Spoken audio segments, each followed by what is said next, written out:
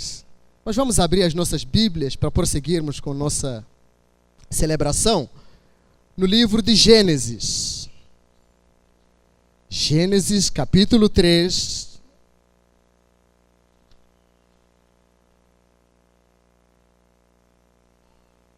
Vamos meditar um pouco sobre a preciosa obra de Deus.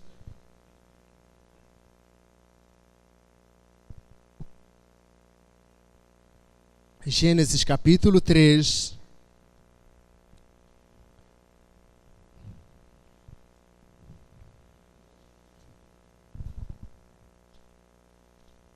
Amém? Vamos ficar em pé. Do versículo 1 ao versículo 10. Mas a serpente, mais sagaz que todos os animais selváticos que o Senhor Deus tinha feito, disse à mulher: é assim que Deus disse: não comereis de toda a árvore do jardim? Respondeu-lhe a mulher: do fruto das árvores do jardim podemos comer, mas do fruto da árvore que está no meio do jardim, disse Deus: dele não comereis, nem tocareis nele, para que não morrais.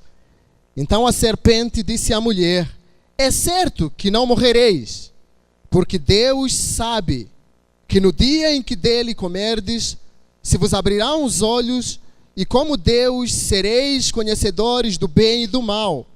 Vendo a mulher que a árvore era boa para se comer, agradável aos olhos, e árvore desejável para dar entendimento, tomou-lhe do fruto e comeu, e deu também ao marido, e ele comeu.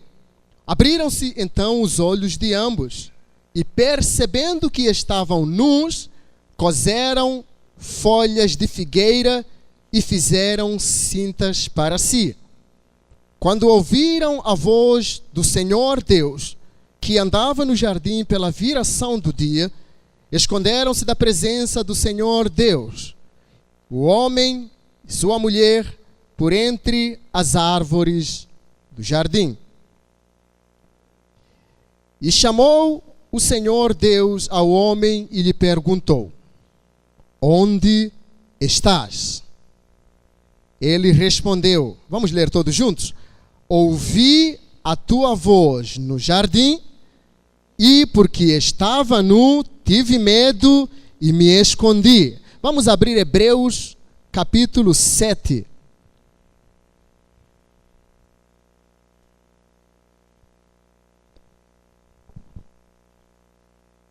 Do versículo 20 ao versículo 28. Hebreus capítulo 7, do versículo 20 a 28.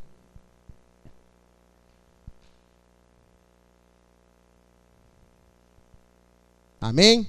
E visto que não é sem prestar juramento, porque aqueles sem juramentos são feitos sacerdotes, mas este com juramento por aquele que lhe disse: o Senhor jurou e não se arrependerá, tu és sacerdote para sempre.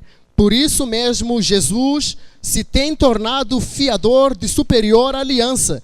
Ora, aqueles são feitos sacerdotes em maior número porque são impedidos pela morte de continuar. Este, no entanto, porque continua para sempre, tem o seu sacerdócio imutável. Por isso, também pode salvar totalmente os que por ele se chegam a Deus, vivendo sempre para interceder por eles. Com efeito, nos convinha um sumo sacerdote como este, santo, inculpável, sem mácula, separado dos pecadores e feito mais alto do que os céus, que não tem necessidade, como os sumos sacerdotes, de oferecer todos os dias sacrifícios, primeiro por seus próprios pecados, depois pelos do povo, porque fez isto uma vez por todas, quando a si mesmo se ofereceu.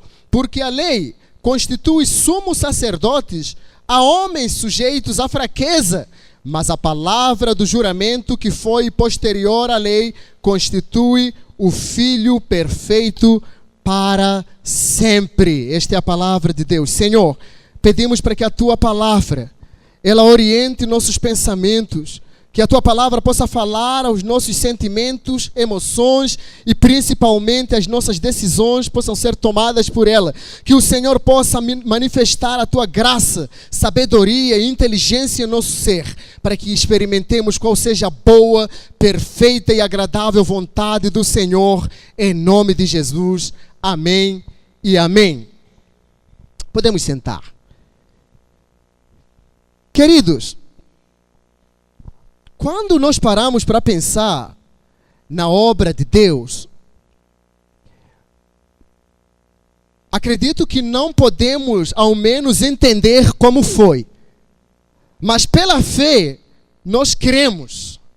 Cremos piamente naquilo que Deus fez em nossas vidas e aceitamos como autoridade máxima. Por quê? Porque primeiramente nós entendemos Deus como Senhor. Segundo, nós entendemos Deus como Criador. Terceiro, nós entendemos Deus como aquele que rege o universo com a sua palavra.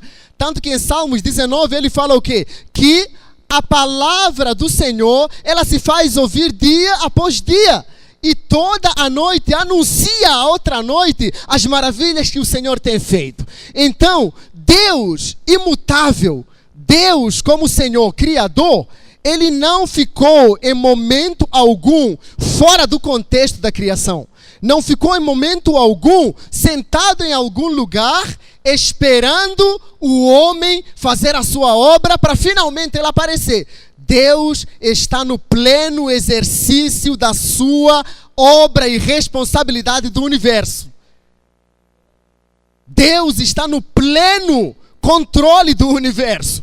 Não importam as circunstâncias que você esteja passando, não importa como você esteja se sentindo hoje, não importa como você está experimentando a sua vida hoje, ou na semana passada, ou amanhã, ou depois de amanhã, Deus está no controle. Mas Deus mesmo, no momento em que o homem escolheu viver longe dos seus decretos, ele nunca esteve calado. Deus faz a criação, deixa Adão, coloca Adão no jardim e fala para ele: você vai andar sob a minha lei, você vai andar sob os meus decretos, você vai andar de acordo com a minha palavra. E Adão em algum momento vacilou e aconteceu a tragédia. Eu gosto de pensar, como C.S. Lewis fala, que houve uma tragédia, um náufrago. O barco afundou. Quando o barco afundou, só sobraram vestígios do barco. Eu estou conversando isso com os jovens sobre a justificação ou sobre a justiça. Então nós percebemos que mesmo que o barco tenha afundado, Deus estava lá com seus cacos para mostrar: meu filho, eu estou no controle, eu sei o que aconteceu. E ali naquele momento, quando eles percebem que estavam fora dos decretos de Deus, o homem, sabe o que ele faz? Ele procura as folhas de figueira. E ele se cose com as folhas de figueira. Ele se cobre com as folhas da figueira. As figueiras estavam lá. A figueira e as suas folhas estavam lá desde a criação. Mas o homem jamais tinha usado a figueira como proteção para descobrir a sua nudez. As figueiras estavam lá como uma outra responsabilidade. Então a justiça de Deus precisava de ser clara, que Deus não tinha o pleno acordo com o que Adão tinha feito. O que é que Deus fez? Fala para Adão: Adão, fora, cai fora do jardim, sai do meu jardim. E Adão naquele pesar, imagina Adão saindo de um jardim bem cuidado, protegido, estabelecido, regido pelo Senhor, ele saindo cabisbaixo em direção a outro lugar que ele não conhecia e não sabia o que lhe esperava do outro lado. As escolhas de Adão tiveram consequências. E Deus não podia compactuar com a injustiça de Adão. Adão estava fora da justiça. Adão estava fora da graça. Adão estava fora da proteção de Deus. E lá ele tinha que experimentar dor, sofrimento e situações adversas. Por causa da sua escolha. Muitas vezes Deus quer reger nossa vida Deus quer orientar nossas vidas, mas sabe o que nós fazemos? Deus, eu não estou em condições de andar de acordo com seus decretos, então eu vou escolher o meu caminho e vou andar como eu acho que tenho que andar. E quando isso acontece, o pau quebra do meu lado, o problema acontece e nós sabemos o que vamos dizer? Deus se esqueceu de mim, e não olhamos a nossa responsabilidade de não ter andado sob o decreto de Deus. E Deus é justo. E muitas vezes nós ouvimos, se Deus fosse justo, por que isso acontece? Se Deus fosse justo, para que essa tragédia? Se Deus fosse justo, por que o tsunami acontece? Se Deus fosse justo, para que tanta desgraça? É porque o barco afundou, meu querido, mas Deus está no controle, mesmo com o barco afundado. Isso é justiça de Deus. E nós precisamos entender que a justiça de Deus, a ira de Deus, a indignação de Deus, ela é anterior à sua graça, ao seu amor. Romanos fala que nós antes éramos inimigos de Deus, andávamos em nossas vaidades. Inimigo não tem capacidade de chegar diante do seu inimigo. Eu vou ser redundante. Inimigo não tem capacidade. Sabe por quê? Porque ele é tomado por um sentimento de medo. Ele é tomado por um sentimento de rejeição. E para ele é melhor se esconder do que aparecer. E muitas vezes nós olhamos os homens seguindo inúmeras religiões. Não é por acaso que as religiões estão no mundo, são folhas de figueira. Sabe para quê? Para o homem dizer o seguinte, que eu tenho que procurar uma forma para não poder suportar a face de Deus. Eu falei ontem, tem pessoas que dizem Jesus é paz e amor. Os jovens sabem muito bem disso. Paz e amor, Jesus riponga, né? Jesus legal, cara bom. Mas não consegue olhar Jesus como o Senhor. Não consegue olhar Jesus como o Rei dos Reis. Não consegue olhar Jesus como aquele que é soberano. Não consegue olhar Jesus como aquele que se assentou à destra de Deus, que tem autoridade sobre o universo. Consegue olhar Jesus, muito bom. E eu posso caminhar do jeito que eu quero. Mas só preciso de Jesus para amaciar o meu coração, é um antídoto. Não, querido. O próprio Jesus que veio, que é o Logos, do João 1, é o próprio Deus que expulsou a sua criatura, que era uma das maiores coroas da sua criação, do lugar que ele havia criado. Expulsou-o por indignação, expulsou-o por ira, expulsou-o porque ele não podia mais viver de acordo com os decretos de Deus. Então o que eu posso fazer? Jesus, ele quer fazer a sua história acontecer. Levanta um povo como sua luz sobre as nações. Escolhe um homem de um lugar muito distante.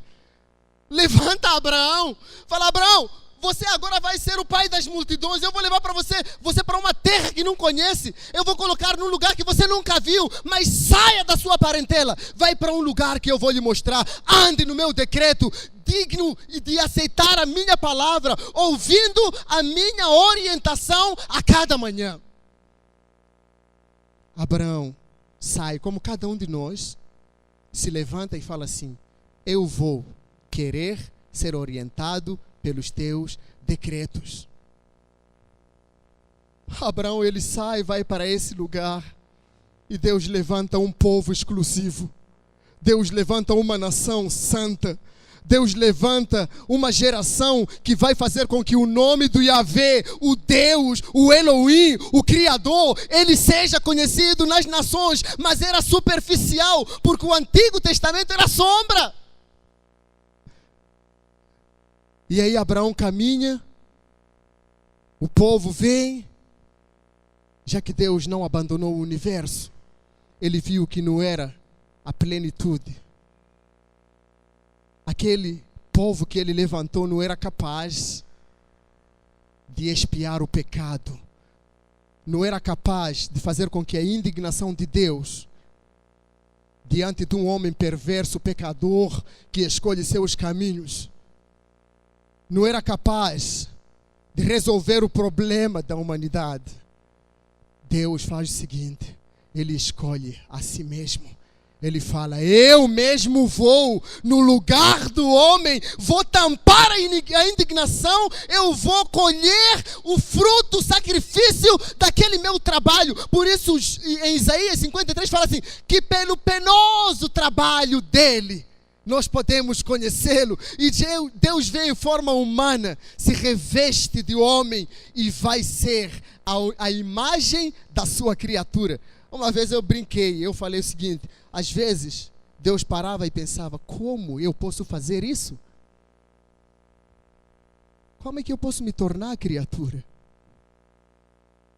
Como é que eu posso voltar, ficar 9 meses na gestação humana, algo que eu criei?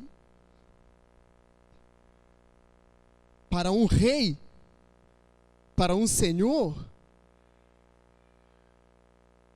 para um criador, isso é vexame. Mas o próprio Deus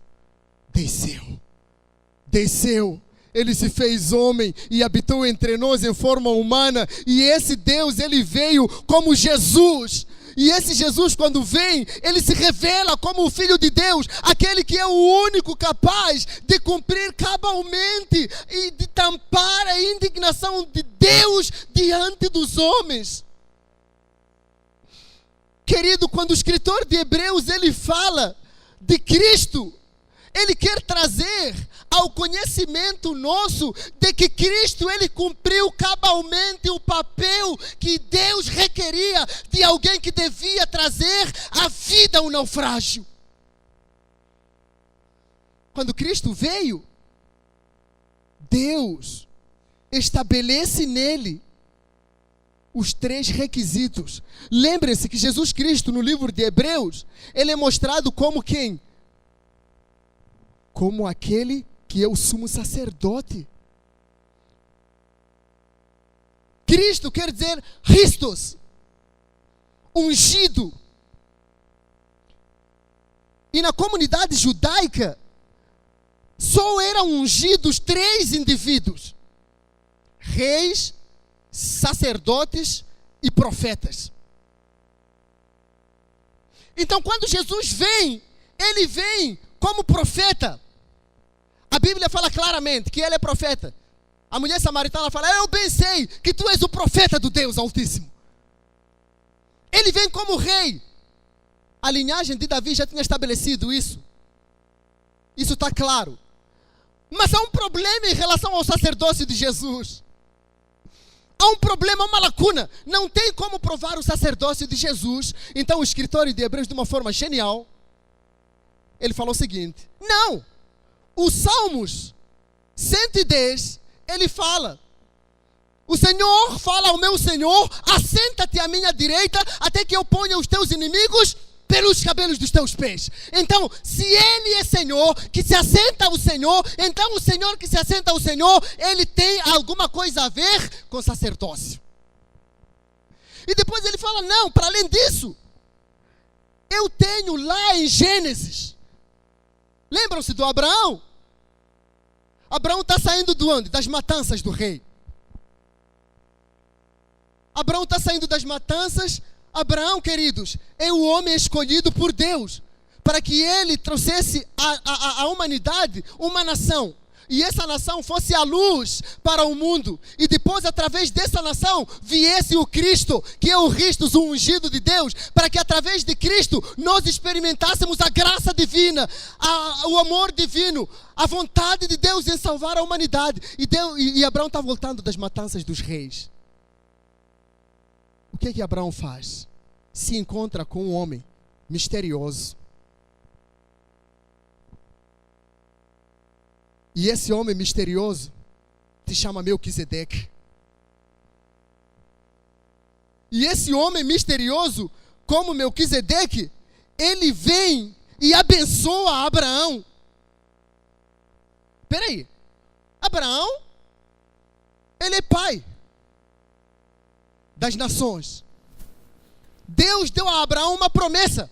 Falou assim: Abraão, eu te darei sobre ti todas as famílias serão chamadas pelo teu nome. Abraão deu origem a uma família. Abraão deu origem a um grupo de indivíduos e famílias, e todas as famílias da terra, elas levam consigo a promessa de Deus através de Abraão. Mas Abraão se encontra com esse sacerdote, Melquisedeque. E quando se encontra com Melquisedeque, Melquisedeque o abençoa. Abraão se ajoelha diante desse rei. E esse rei, ele vem de uma cidade que se chama Salém. A palavra Salém, ela quer dizer, provém de uma raiz que se chama Shalom, paz. E esse rei que vem de uma cidade chamada Paz, ele vem, é sacerdote do Deus Altíssimo, mas não tem linhagem. E Abraão se ajoelha diante do Melquisedeque, e Melquisedeque lhe abençoa. Peraí, se Abraão, que deu origem a esse povo, que tinha por costume enviar um sacerdote ao lugar santo dos santos, e o povo ficava no átrio esperando para saber se o sacerdote da ordem levítica, ou então da ordem de Arão, o sumo sacerdote, se ele entrasse lá, o povo esperando para ver se Deus não fulminou o sacerdote, como é que ele pode se ajoelhar diante do Melquisedeque? Hebreus começa a trabalhar conosco. O escritor de Hebreus diz assim: espera aí, se Abraão se ajoelhou diante de Melquisedeque, Melquisedeque, ela provém de Malquisedeque. Tzedek quer dizer justiça. Melquisedeque quer dizer que o meu Deus é justo. E Melquisedeque era sacerdote do Deus justo, vindo de uma cidade chamada Paz. Abraão está saindo de uma guerra. Então existe uma coisa: se Abraão foi abençoado por Melquisedeque, o sacerdócio de Melquisedeque é maior do que o sacerdócio de Levi. Aí nós podemos confiar no sacerdócio de Melquisedeque. E aí nós encontramos uma promessa de que o nosso Senhor Jesus, ele provém da linhagem de Melquisedeque. Então ele provém da linhagem superior ao do sacerdote levítico. Ele vem numa linhagem superior ao sacerdócio aarônico. E Melquisedeque quer mostrar que Deus é justo. Melquisedeque quer mostrar que através dele, o reinado de Deus, ele não tem princípio e não tem fim. O reinado de Deus é sempre eterno, é justo, é soberano, é Senhor. E ele quer nos mostrar que através desse Melquisedeque, eu posso entrar no sacerdócio real e ser um povo justo. O escritor de Hebreus, ele está querendo trazer à nossa realidade o seguinte, querido: que você, como humano, como Romanos falava, você não pode pagar pelas suas dívidas. Você não pode, não tem como chegar na presença do Deus irado, de um Deus indignado, de um Deus em que o seu rosto não está sobre nós, de um Deus em que quando olha para o homem, ele sente pesar e nojo, porque o homem é pecador. Com toda injusta causa, Deus não podia olhar para nós. Mas Melquisedeque, ele abençoa Abraão. Eu quero que você entenda comigo isso, que no momento em que Melquisedeque abençoa Abraão, ele mostra lá no capítulo 8. Então, esse Melquisedeque, ele tem em Jesus um sacerdócio pleno. Agora, é uma coisa interessante que eu quero trazer ao irmão. Pensa comigo.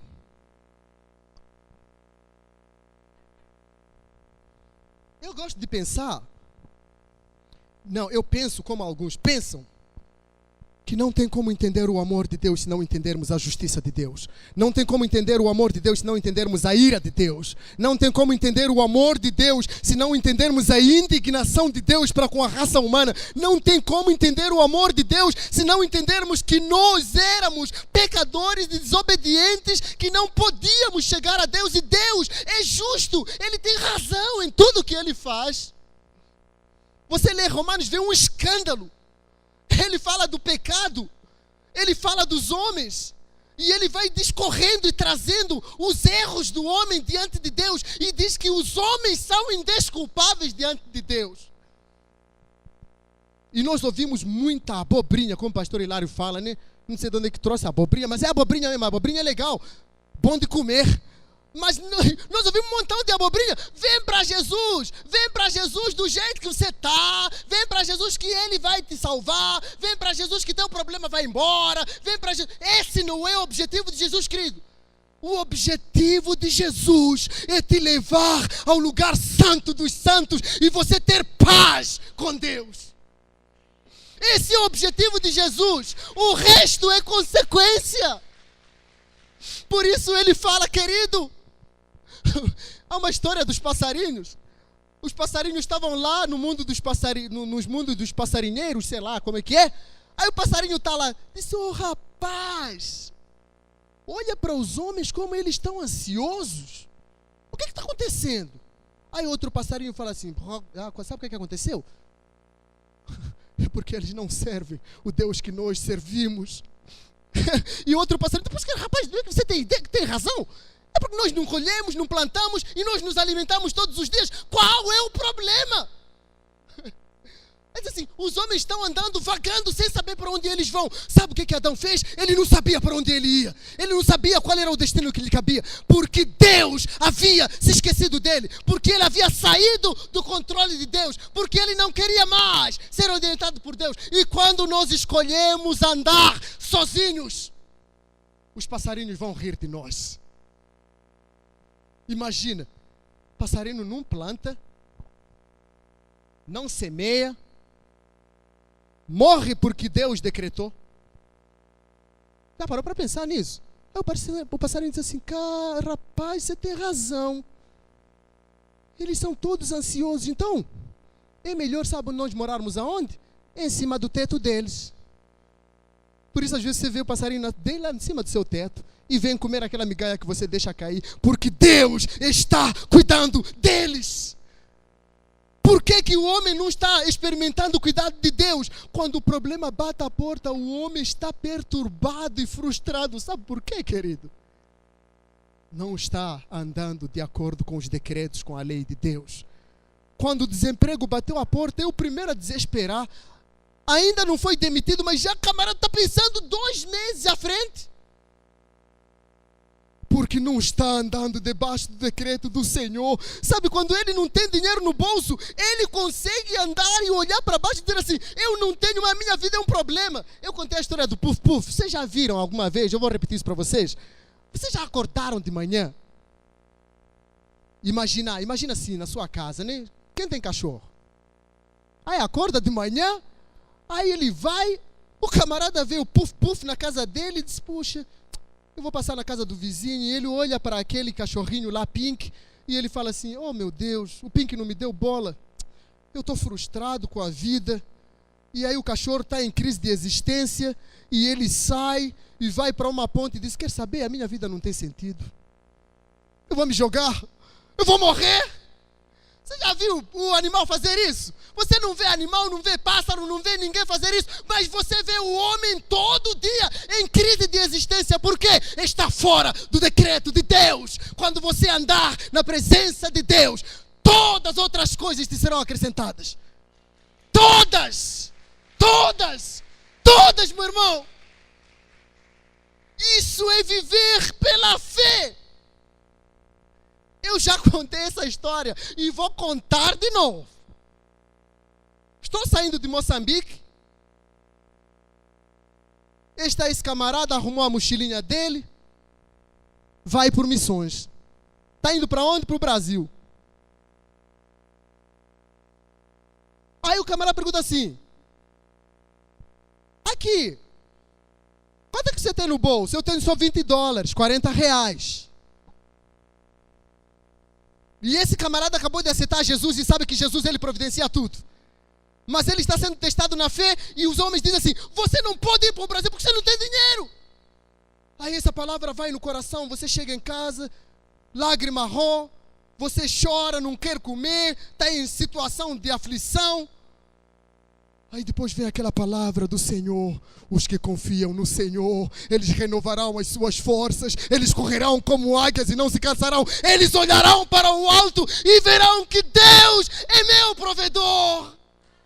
E aí você para e fala, Senhor, eu estou pronto, eu estou indo para a tua obra, eu quero te servir. Aquela energia de jovem, né? É interessante quando o jovem está empolgado, até ele derruba tudo que vai na frente. Aí eu estou assim, mas meus irmãos disseram que, e se Deus me frustrar? Ah não, eu vou. Aí peguei minha mochila, no dia da viagem, a missão que vai me receber, ela quer que eu venha com $800, mais ou menos R$1.600 no bolso, para não dar encargos para eles. E aí eu estou saindo e um amigo fala assim, ele lê para mim Hebreus 11. Ele fala assim, filho, a fé é convicção. A fé é convicção. A fé é convicção das coisas que você espera e prova de algo que você ainda não tem. E eu digo, essa é a palavra de Deus para mim. Como o Daniel perguntou hoje, é palavra rema, né? É palavra que veio, bateu no coração. E eu estou com minha mochila, estou no aeroporto. Deus, estou precisando de R$1.600. O Senhor sabe, eu estou em crise existencial. Já chorei, já esperneei, já gritei, já pedi, já trabalhei e não consegui. Então, de onde é que vem? Aí eu disse assim, então, o Senhor sabe, o problema é teu, eu vou lançar para o Senhor. Aí eu estou com minha mochila. Cheguei no aeroporto assim, eu estou querendo entrar a portas para a sala de embarque. Eu vejo um camarada vindo de lá, correndo igual doido, igual o menino fala. O tio corria igual doido. Ele veio, mas tão rápido. E ele falou assim, Rogério, eu pedi para sair só para te entregar esse envelope aqui. Mas vai ler no avião. Quando eu sento no avião, você que acha que eu estou procurando ler? Eu estou procurando ler o envelope, eu estou nem aí para a viagem. Eu quero saber o que tem, porque eu estou ansioso. E o passarinho está me olhando, por que você está ansioso, rapaz? Aí eu estou assim. Abro, não abro, abro, não abro, abro, não abro. Abro, não abro. Abro? Não, não abro, não. Vou abrir? Não abro, não. A ansiedade não deixa você não abrir. Eu vou abrir o envelope. Quando eu abro o envelope, está exatamente o valor que eu precisava. Deus é fiel, querido. Para que você anda perturbado? $800 que eu precisava. Deus tem cuidado de você, querido. Por isso Adão ficou perplexo. Porque ele sabia que a provisão não viria. Ele sabia que não acordaria, ouviria aquela voz mansa e suave. Mansa e suave em Jesus confiando. Oh glória, Jesus, Ele está de braços abertos para te dar o que tu necessitas a cada manhã. Querido, Ele é Senhor sobre você. Por que te perturbas, oh minha alma, dentro de mim?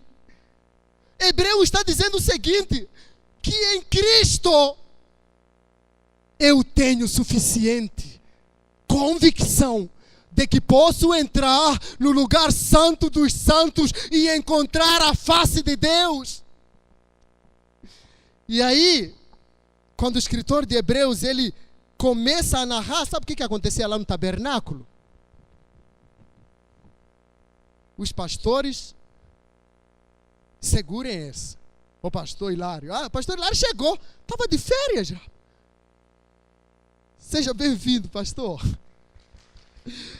Pai, eu não estava vendo não com a irmã Lúcia. Ô Lúcia, você não segurou o pé do irmão, hein? Mas esquenta não. Ele ama vocês. Ele nos ama. Por isso ele veio correndo. Sabe, um filho longe do pai, né?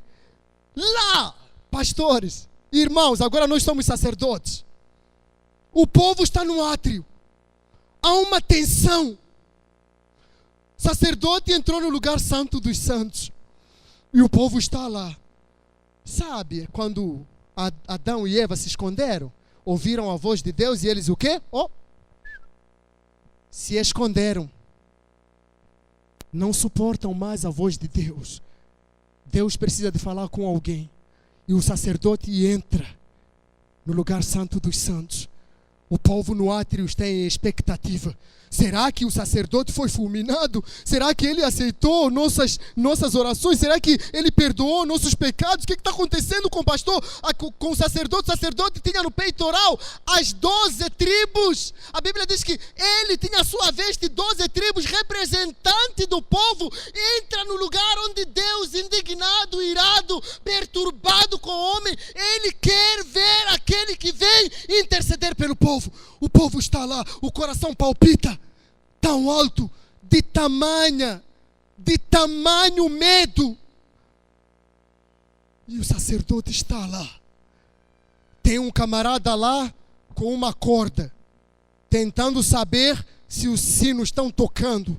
E o pastor, no lugar santo dos santos, ele quer buscar a paz daquele rei Melquisedeque. Ele foi diante de Deus para que Deus possa lhe dar a paz para o povo. Ele vai para lá representando o povo. Ele vai para lá para que a oferta seja aceita. Ele vai para lá para que o sacrifício seja fulminado. Ele vai para lá para dizer: Deus, mesmo assim eu estou aqui, ainda que seja que o Senhor me mate, eu vou pelo povo.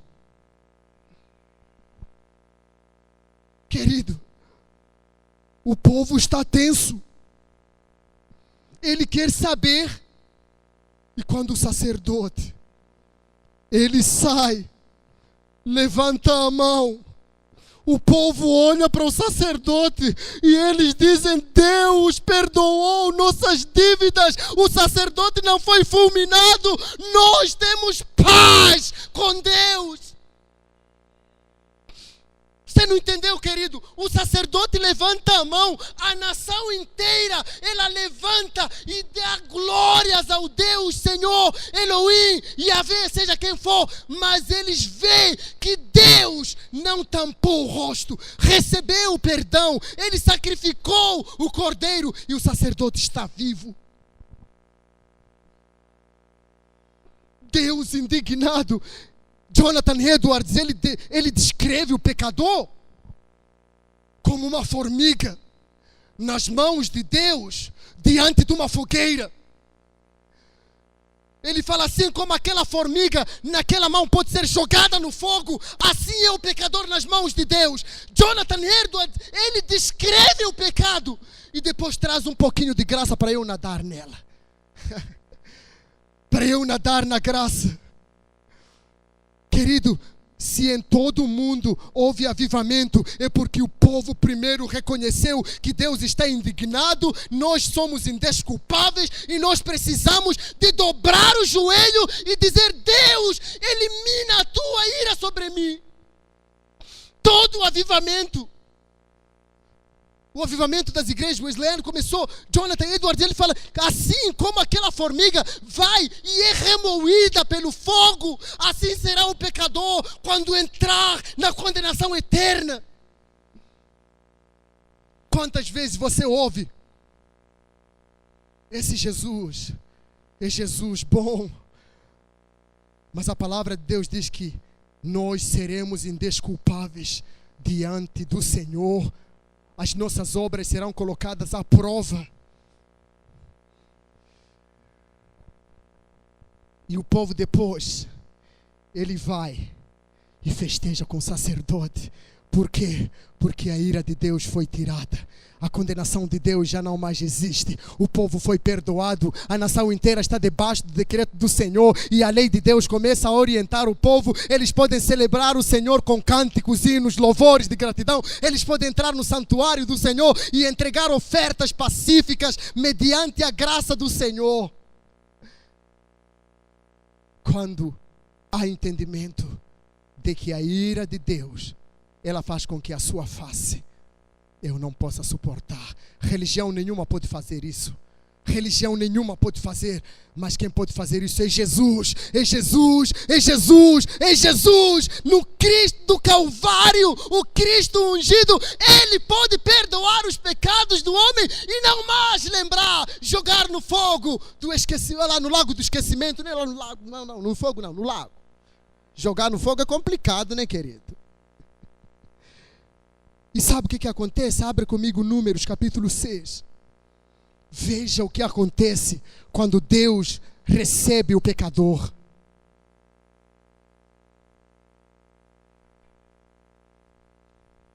Números capítulo 6, versículo 26 a 26. Sabe por que acontece essa bênção de Arão?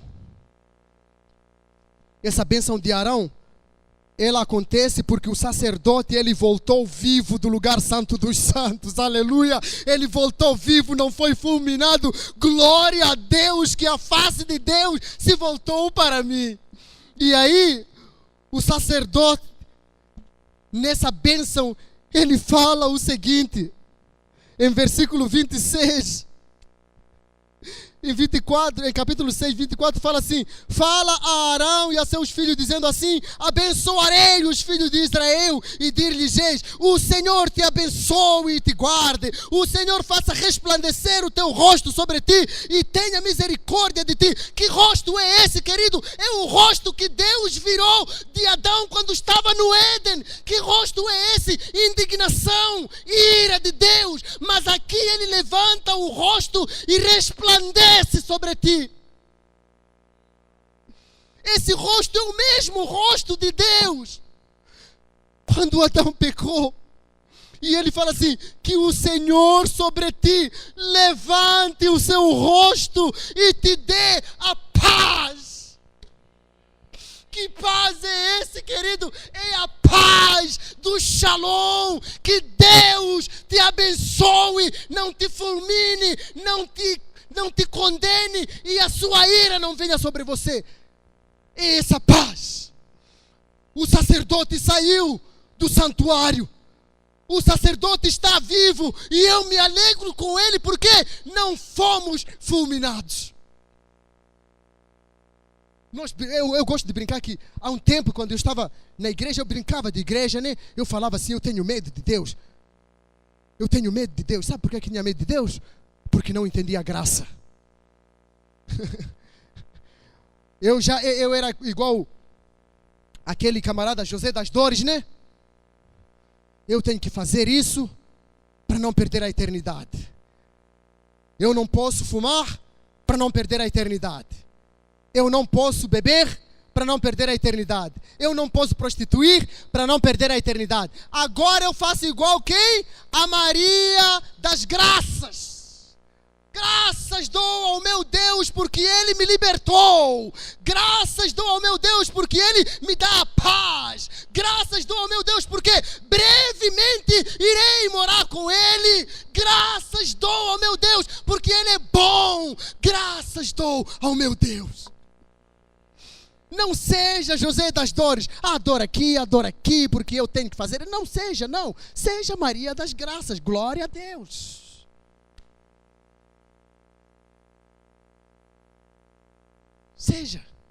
Seja Maria das Graças. Fale para ele. Sabe o que acontece? Esse Jesus, Deus não teve o prazer.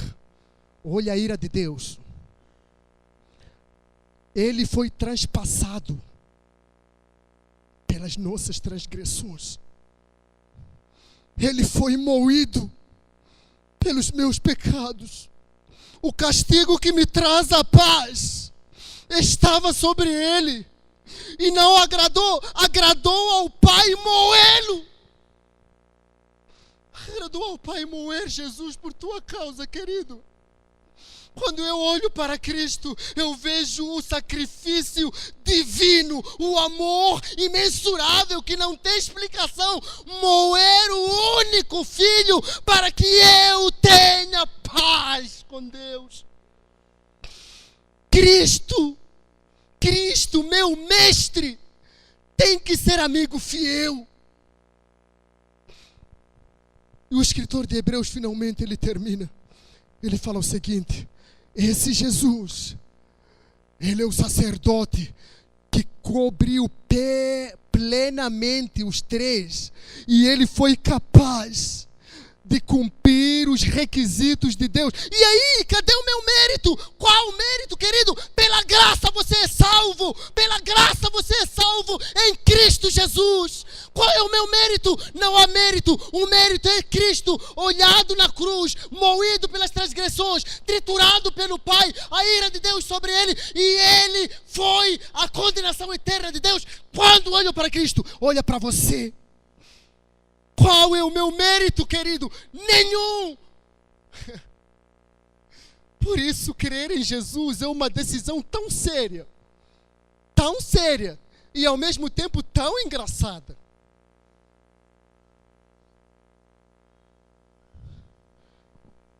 Queridos, nessa manhã,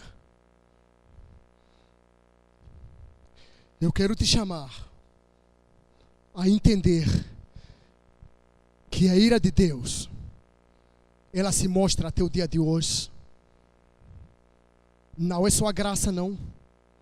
Mas a partir do momento em que a ira de Deus se mostra até hoje, em versículo 36 de João, capítulo 3, fala o seguinte: por isso quem crê no Filho tem a vida eterna. Muitas vezes nós paramos por aqui. Quem crê em Cristo tem a vida eterna. Oh, Maria das Graças. Mas não lemos no final. Ele falou o seguinte: o que todavia se mantém rebelde contra o Filho não verá a vida, mas sobre ele permanece a ira de Deus.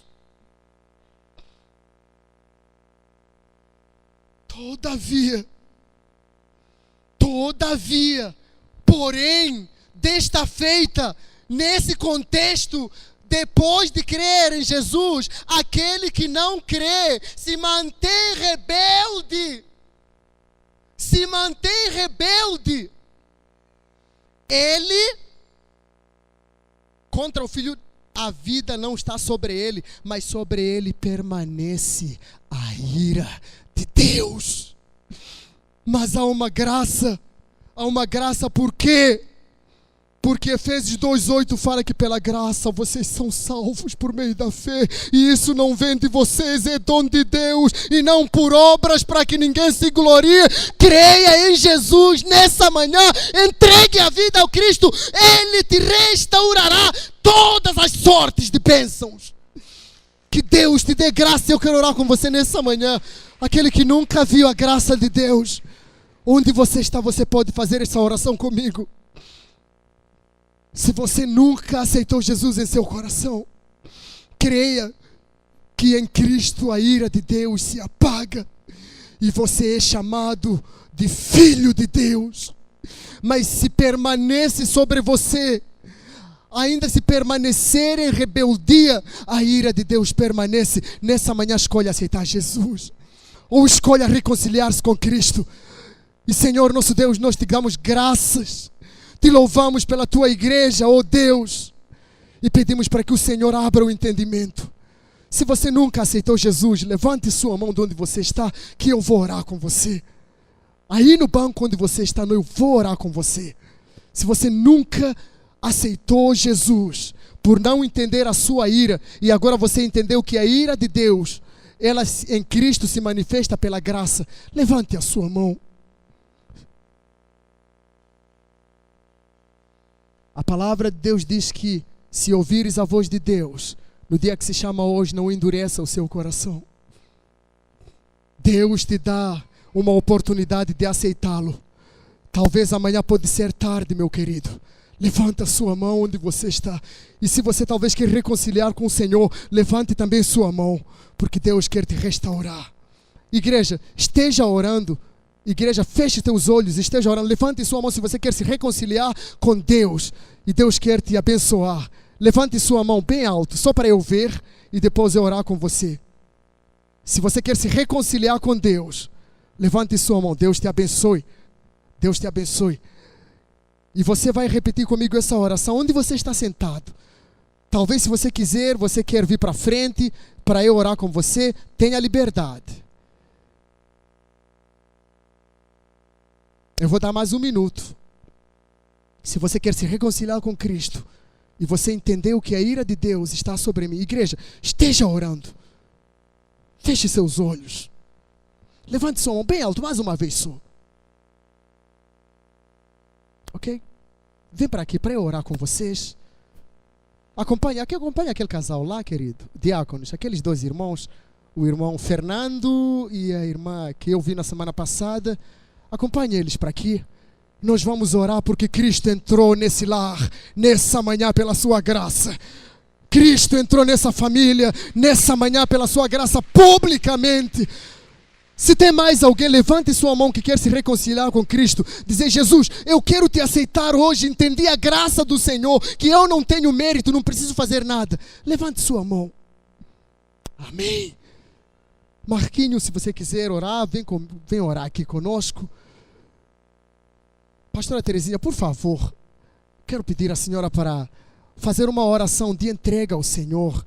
Tem mais alguém que quer se reconciliar com o Senhor? A Bíblia diz que há uma alegria nos céus por um pecador que se arrepende. Nos céus há uma festa de anjos, porque o Senhor recebeu como filhos.